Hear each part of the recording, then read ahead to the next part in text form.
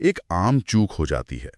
ज्यादातर लोग क्या सोचते हैं कि हिरण्याक्ष ने पृथ्वी को कहाँ छुपाया था? हाँ, आमतौर पे जवाब मिलता है समुद्र में। समुद्र में। आज हम सबसे पहले इसी बात को साफ करेंगे। तो चलिए शुरू करते हैं। हाँ, ये धारणा बहुत फैली हुई है। शायद वो छवि है ना कि पृथ्वी को जल से निकाला।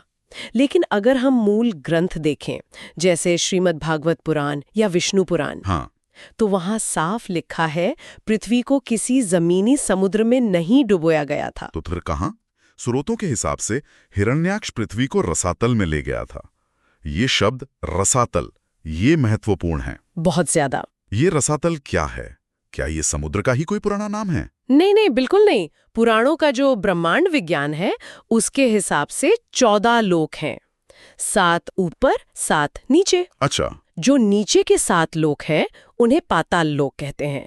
रसातल इन्हीं 7 पातालों में से चौथा लोक है। हमारी पृथ्वी के नीचे माना जाता है इसे। ओह, अच्छा, तो ये कोई पानी की जगह नहीं? नहीं, ये कोई भौतिक जल राशि नहीं है। ये एक अलग डायमेंशन, एक अलग लोक था। अक्सर इसे नागों और दैत्यों का निवास भी बताया गया है। तो हिरण्याक्ष ने पृथ्वी को समुद्र में नहीं, बल्कि इस गहरे रहस्यमय निचले लोक रसातल में छिपा दिया था। ये समझना जरूरी है कहानी के सही मतलब और उसके स्केल को समझने के लिए। अच्छा, तो ये साफ हुआ पृथ्वी समुद्र में नहीं, बल्कि एक पौराणिक निचले लोक रसातल में थी। ये अपने आप में कहानी को एक अलग लेवल पर ले जाता है। अब आते हैं पूरी कथा पर। शुरू कहां से होती है ये? हिरण्याक्ष इतना ताकतवर बना कैसे? और पृथ्वी को क्यों चुराया? इसकी जड़ें तो वैकुंठ लोक तक जाती हैं। भगवान विष्णु के 2 द्वारपाल थे, जय और विजय। हाँ, सुना है। एक बार सनकादि ऋषि, जो ब्रह्मा जी के मानस पुत्र माने जाते हैं, वो दर्शन करने आए। तो जय विजय ने उन्हें बच्चा समझकर दरवाजे पर रोक दिया। अच्छा। इससे ऋषि नाराज हो गए और उन्होंने श्राप दे दिया कि तुम भगवान से दूर होकर राक्षस बनोगे।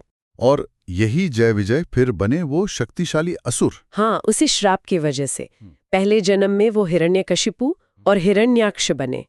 कश्यप ऋषि और दिति की संतान थे ये।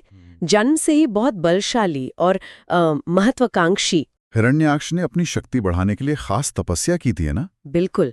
ब्रह्मा जी को प्रसन्न करने के लिए हजारों साल तक कठोर तप किया। और वरदान में क्या मांगा? जब ब्रह्मा जी प्रसन्न होकर आए तो उसने लगभग अमरता जैसा ही वरदान मांगा कि उसे कोई देवता, मनुष्य, असुर, गंधर्व, किन्नर, यक्ष, नाग, मतलब कोई भी ज्ञात शक्तिशाली प्राणी न मार सके। उसने लंबी लिस्ट गिनाई। लेकिन एक